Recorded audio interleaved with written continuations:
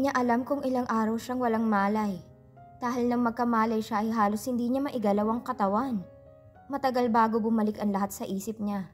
Nanatiling nakahiga lang siya. May naririnig siyang mga boses sa loob ng puting kwarto. Nang mapatingin siya sa gilid ay nakita niya ang pinsay si Andy at may katabi itong isang lalaki. Nagpanik agad siya nang makita ang babae. Saka sunod-sunod na nag-flashback ang lahat sa utak niya. Mom? Dad? Mahinang-mahina pa ang boses niya nung una. Mom! Dad! Napasigaw na siya na parang nag-hysterical. Saka lumapit si Andy at ang lalaking kasama nito. Lumabas ang lalaki para tumawag ng nurse. Si Andy naman ay hinawakan siya sa kamay. Medyo kumalma siya nang may maramdamang nakahawak sa kanya. Nang sabihin ng tito at tita niya ang nangyari sa mga magulang ay bigla na lang siyang nagulat. Hindi niya sinabing siya ang dahilan ng aksidente nilang yon. Ewan niya pero imbis na magluksa ay nalungkot lang siya ng konti. Mas nakaramdam siya ng katiwasayan dahil parang nakalaya ang pakiramdam niya. Kinupkup siya ng pamilya ng pinsan. Pinanindigan na niya ang imaheng nakilala nito sa kanya. Sa kanya napansin ang malaking pagkagusto nito sa lalaking lagi nitong bukang bibig dati pa. Saka siya nakabuo ng plano. Maisa sa katuparan niya na rin ng matagal na niyang gustong gawin sa pinsan niya. Gusto niyang alisin ang kasiyahang lagi niyang nakikita sa mukha nito. Iyon siguro ang dahilan kung bakit may lumalaking galit siya rito. Aagawin niyang kasiyahang yon. Hindi naman siya mapipilitang gawin yon dahil aminado naman siya sa sarili na attracted din siya kay Sid. Tingin niya ay may gusto rin sa kanyang lalaki. Lulubusin na niya ang pagiging goody two-shoes image niya. Masayang masaya siya sa tuwing nakikitang malaki ang epekto ng pagiging close nila ni Sid kay Andy. Sisiguruduhin niyang maaangkin ang lalaking itinatangi ng pinsan niya. Ang babae kasi ang sinisisi niya sa lahat na nangyari sa buhay niya. Kung nakontento lang sana ang ina niya sa kanya bilang anak at hindi siya kinukumpara kay Andy ay baka nga naging mabuting anak pa siya. Hindi sana sila lumipad papuntang Pilipinas para dun muna manatili. Hindi sana sila nadisgrasya. Hindi sana namatay ang mga magulang niya. Ngayon ay unti-unti niyang sisirain ang masayang buhay ng pinsan. Sakalang niya maipaghihiganti ang kamalasan niya sa buhay. Hinding-hindi niya sisisihin ang sarili sa pagkawala ng mga magulang niya. Wala siyang kasalanan. Naging totoo lang siya sa sarili. At hindi siya natanggap ng mga magulang bilang siya. Kulang na lang ay sabihin ng ina na sana ay si Andy ang naging anak nito at hindi siya. Hindi naman siya nahirapang sulutin si Sid sa pinsan niya. Hindi naman niya sinulot ito dahil wala namang relasyon ng dalawa. Though alam niyang ipinagkasundo ng mga ito sa isa't isa. Mas lalo niyang gusto iyon dahil natya-challenge siya. Sa ilang taong karelasyon niya si Sid ng palihim ay may nagiging kaplings din siya. Sa isip niya kasi hanggat hindi inaanunsyo ni Sid ang relasyon nila, ay may karapatan siyang pumatol sa iba. Naiinis siya kapag hindi nito kayang ipaglaban siya bilang girlfriend dahil lang ayaw nitong masaktan si Andy. Ang totoo ay may nararamdaman na rin siya sa lalaki. Hindi naman kasi mahirap mahalin si Sid. Lagi nitong pinapadama sa kanya na importante siya rito. Kaso pati yata sa lalaki ay karibal niya si Andy. Napukaw muli ang tinatago niyang galit sa pinsan niya. Kahit saan yata ay umiepal ito sa buhay niya. Nang alokin siya ni Sid ng kasal para maiwasan ang kasunduan ay otomatikong tumanggi siya. Alam niyang mahal na siya ng lalaki. Gusto niya munang magamit ito para mapahiya ng husto si Andy. Ang gusto niya ay matuloy ang kasal, pero hindi sisiputin ni Sid. Humahalakak pa siguro siya kapag nakita niyang itsura ni Andy na naghihintay sa groom na parang tanga. Kaso, si Sid ang tumanggi nang sabihin niya ang gustong mangyari. Akala niya ay gagawin ito ang lahat para mapapayag lang siyang sumama rito at ituloy ang kasal nilang dalawa. Ang siste, pinakasalan talaga nito si Andy. Mas lalo siyang hindi natahimik. Gumawa siya ng hakbang para mabawi si Sid. Pero parang bulang biglang naglaho rin ang pagmamahal nito sa kanya. Ang hindi pa niya matanggap ay parang in love na rin ito kay Andy. Hindi pwede. Kaya nang makasilip siya ng pagkakataon sa katauhan ni Brandon ay sinunggaban niya agad. Mabuti na lang at desperado rin ang baklang kaibigan ni Andy. Nasilaw ito sa pera't nagawa nitong bagay na gusto niyang ipagawa rito. Nagtagumpay siya. Naghiwalay nga ang dalawa. Unti-unti naman siyang pumasok muli sa buhay ni Sid. Hindi pala ganun kadali. Nilulunod nito ang sarili sa pagiging broken-hearted nito. Pero nagtiyaga pa rin siya. Sa kanya naman nalaman ang tungkol sa pagbubuntis ni Andy. Alam niyang kapag nalaman iyon ni Sid ay siguradong babalikan nito ang babae. Kaya kinupkup niya ang pinsan niya kahit labag sa kalooban niya. Pinaniwala niya itong concern siya rito. Pero mas may masamang plano pa siya lalo na sa batang nasa loob ng sinapupunan ni Andy. Hindi ko pala kayang ipagawa ang sinasabi niyo, ma'am. Nakayukong sabi ni Manang Guada sa kanya. Kadali-dali lang ng pinapagawa ko sa'yo. Ihalo mo lang sa pinapainom mo sa kanya yung gamot. Inis na inis siya habang kinakausap ang katiwalang kinuha para makasama ni Andy sa bahay niya sa Tagaytay. Inutusan niya itong ihalo ang gamot sa pagkain or inumin ng babae. Ang akala niya ay susunod ang katiwala sa ibinili niya pero hindi pala. Hindi ko po kaya. Maghanap na lang po kayo ng iba. Nanatiling nakayuko ang matanda. Napahinga siya ng malalim. Pilit niyang pinapakalma ang sarili. Ang gamot na ibinigay niya sa matanda ay pampalaglag. Hindi pwedeng siyang gumawa nun. Dahil ang gusto niya ay ang matanda ang madidiin. Kung sakaling mapornada at mabistong dahil sa gamot kaya nakunan si Andy. Sige, ganito na lang. Hilutin mo ang tiyan niya. Sabihin mo na makakabuti yon sa posisyon ng bata. Pero ang gagawin mo ay hihilutin mo para malaglag yon. I'm sure na alam mo yan since dati ka nang nagpapaanak. Basta dapat pagbalik ko ay may magandang balita ka, ha? Hindi umimik ang matanda. Napahinga uli siya sa kakinuha ang wallet. Ang lahat naman ay may katapat na kabayaran. Kumuha siya ng 10,000 saka ibinigay sa matanda. Yan, paunang bayad lang yan. Kapag nagawa mo ang gusto ko ay mas malaki pa riyan ang makukuha mo. Alanganing kinuha ng matanda ang pera. Parang gusto nitong ibalik sa kanya kaya nagmamadaling nagpaalam na rin siya. Alam niyang mapipressure na ito dahil tumanggap na ito ng pera. Siguradong susundin na rin itong ipinag-uutos niya. Dumiretso siya sa klinik pagkaalis niya. May appointment siya sa doktor. Gusto niya munang malaman kung anong problema kung bakit hindi siya nabubuntis. Bago niya isasakatuparan naman ang isa pang plano para mapikot si Sid. Nung naghiwalay kasi sila nung una, nung tumanggi siyang pakasalan ito at naisipan niya makipagbalikan pero umayaw na si Sid, ay pinilit niyang mabuntis. Pumatol siya sa 3 lalaki ng salitan para lang makabuo agad. Habang hindi pa nalalayo ang panahon ng paghihiwalay nila ni Sid sa pagkakabuo ng bata kung sakasakali. Gusto niya magpabuntis sa iba at ipaako iyon kay Sid. Kaya kailangan niya mabuntis agad-agad bago maging kaduda-duda ang bilang ng buwan kapag nabuntis na siya. Sabay-sabay pa siyang nagpapagamit sa 3 lalaki dahil sa desperasyon niya ng mga panahong yon. Pero umabot ng sobra 1 buwan ay hindi pa rin siya nabubuntis. Kailangan niyang makasiguro kung ano ang dapat niyang gawin para maging fertile bago niya aakiting muli si Sid. Mas madaling akitin ngayon ng lalaki, lalo pat vulnerable ito. Alam niyang mapipilitan na itong panagutan siya kapag nabuntis na siya nito. I'm sorry, but you can't bear a child. Parang bombang sumabog sa pandinig niyang sinabi ng doktor. Anong sinasabi nitong she can't bear a child? 2 beses na siyang nabuntis dati. Hindi yata alam ng doktor ang ginagawa nito. I'm sorry to offend you, Doc. But can you double check? I don't think tama yung resulta. Mawawalan ka ng lisensya kung mali-mali ang pinagsasabi mo sa akin. Nabuntis na ako dati. So ano yung sinasabi mong hindi ako mabubuntis? Inis na sabi niya. Kung hindi lang ito doktor ay binulyawan niya na ito ng todo. Huminga ito ng malalim saka tiningnan ng papel na hawak. Pinalaglag mo ba yung 2 beses na pagbubuntis mo? Hindi siya nakaimik agad. Ano naman ngayon ang connect nun? You see, an abortion doesn't really affect future pregnancies or the ability to get pregnant again. But there's this very small chance that it will develop an infection in your womb that will affect your fallopian tubes. The infection, if not treated right away, will damage your fallopian tubes and ovaries. Iyan ang naging dahilan kung bakit hindi ka na mabubuntis. In your case, there was a sign of pelvic inflammatory disease na siyang dahilan ng infertility mo. Malungkot na sabi nito. No! Magpapakonsulta ako sa ibang doktor. Hinablot niya ang papel na hawak nito saka pinagpunit-punit.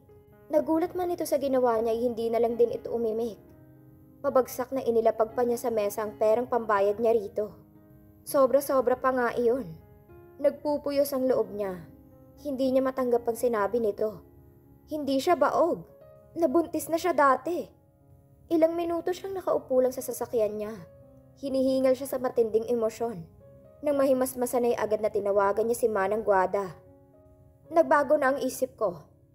Alagaan mong pinabubuntis ni Andy. Samahan mo siya sa mga check-ups niya. Sabihan mo ako kung ano ang mga kailangan na vitamins. Nang maibaba ang phone ay nag-iisip na naman siya ng backup plan. Kung totoo ngang hindi na siya mabubuntis, kailangang may anak si Sid para huwag itong maghanap ng iba. Naisip niya agad ang anak ni Andy. Magagamit niya naman palang nasa sinapupunan nito. Kabuanan na ni Andy na makipagkita siyang muli kay Manang Guada. May alam ka bang mabibilhan ng patay na sanggol? Walang paligoy-ligoy na tanong niya sa matanda. Nasa isang fast food chain sila. Ayaw niyang marinig sila ni Andy kaya doon niya kinausap ang matanda. Ho? Gulat na tanong nito. Ayaw ko nang inuulit ang tanong ko. Anong gagawin mo sa patay na sanggol? Pwede ba, Manang? Sagutin mo na lang ang tanong ko at huwag akong tinatanong mo. Inis na sagot niya. Wala akong alam kung saan makakabili nun. Alright, I'll ask some hospitals na lang.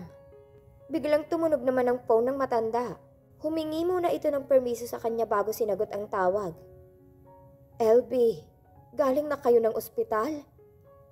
Ayaw nang tanggapin ng bata. Magkano bang hinihinging down payment? Ipanalangin natin na sana kayanin ng anak mo.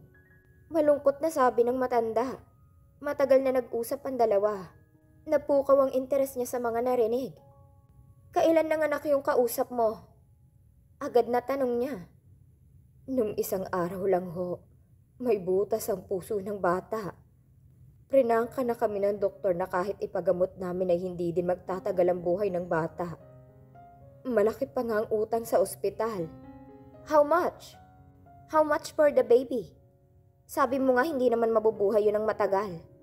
Kung ipapalit natin ang sanggol sa magiging anak ni Andy, mapapatingnan pa yun sa doktor. Baka madugtungan pa ang buhay. May haman si Andy.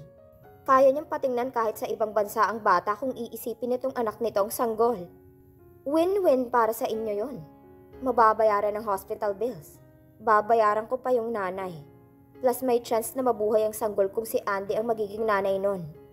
Matagal na hindi nakaimik ang matanda. Mataman itong nag-isip. Maya-maya ay nagsalita rin. Papupuntahin ko rito si LB para kayo na ang mag-usap. Katulad ni Manang Guada ay matagal na napaisip ang babae. Napatingin ito sa sanggol na natutulog na karga-karga nito. Maya-maya ay ibinigay nito ang bills ng ospital sa kanya. Nakangiting kinuha niya agad yon. Binigyan niya rin ng pera ang dalawa bago sila naghiwalay. Sakto namang kinabukasan pagkatapos nila mag-usap ni LV ay nanganak si Andy. Agad na pinapunta niya si LV dala ang sanggol nito. Naghintay ang mga ito sa sasakyan niya. Hinintay na lumabas ang sanggol ni Andy. Nang mailabas na ang sanggol ni Andy ay may pinainom na pampatulog si Manang Guada sa babae. Hindi nila agad ibinigay ang bata para hindi ito magtaka kung bakit nag-iba ang itsura. Mabilis na kinuha niya ang anak ni LV at siyang pinakarga kay Manang Guada. Ang sanggol naman ni Andy ay ibinigay niya kay LV. Pinapauwi niya muna ito sa bahay ng babae. Umiiyak na kinuha nitong bata. Nang magising si Andy ay ang may sakit na anak ni LV na ang ibinigay nila rito. Hindi naman nila inakala na agad nababawian ng buhay ang sanggol nang dalhin nila sa ospital. Ang anak ni na Andy at Sid ay pinapaalagaan muna niya kay Manang Guada. Nagbilin siya sa matanda na magkunwaring ipapaampon kay Sid ang bata. Ibinigay niya ang address ni Sid. Ang matanda nang pinag-isip niya ng paraan para ampunin ni Sid ang sarili nitong anak. At least kung magiging sila uli ng lalaki ay mas madaling tanggapin ang bata dahil dugo at laman ito ng lalaki. Hindi niya nalang iisipin na si Andy ang ina. Na masigurong inampon nga ni Sid ang bata ay gumawa na siya ng paraan para mapalapit muli sa lalaki. Kaya si Hodang sundan pa niya ito sa Europe. Desidido siyang pasukin uli ang buhay nito gamit ang sanggol. Hindi siya kailanman sumuko kahit parang wala naman talagang planong makipagbalikan sa kanya si Sid. Sa loob ng 7 taon ay naghintay siya, nagsakripisyo. Ibinuhos niyang lahat ng taong yun sa lalaki at anak nito, kahit walang kasiguraduhan. Mabuti na lang at bago umuwi ng Pilipinas si Sid ay napapayag niya na ito sa gusto niyang mangyari. Nakumbinsi niya ang lalaki na kailangan siya ni Ivan bilang ina. Kahit iyong drawing na pinakita niya kay Sid ay siya mismo ang may gawa. Gusto niyang isipin ng lalaki na hindi stable ang emotional state ng bata. Kaya nakakaguhit ito ng batang gustong magpakamatay. Laking tuwa niya nang sa wakas ay nabingwit niya uli ang lalaki. At papakasalan na talaga siya nito. Nasira lang lahat uli ng dahil kay Andy. Sana pala'y kinumbinsi niya na lang din si Sid na huwag nang bumalik ng Pilipinas. Ngayon ay sirang-sira na siya. Nalaman pa ng mga ito na siya ang nag-utos kay Brandon. Kahapon lang ay nakipagkita sa kanya si Manang Guada.